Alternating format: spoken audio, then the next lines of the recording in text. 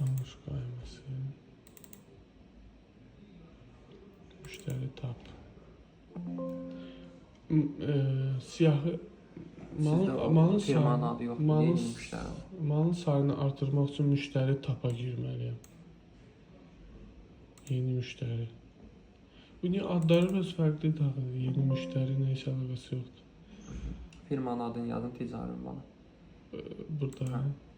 O indi yüklədiyində. Orada yazmışdıq biz logo deyə. Yox, yazmamışdıq deyəsən. Hə.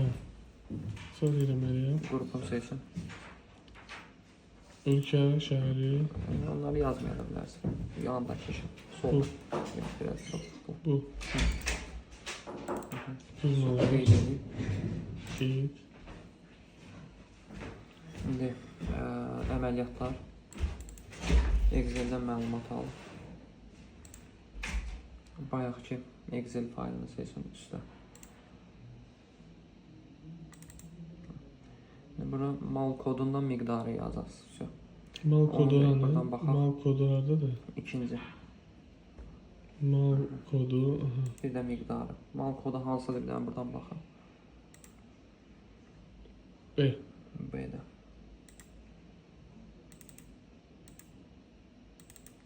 İndi miqdarı. Miktarı. F. Budur miktarı. Değişim. Miktarı yani sayıda, количество D. D.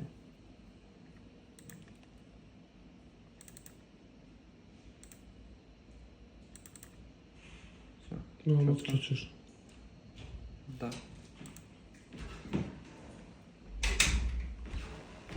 Buradan çıxa bilərsin.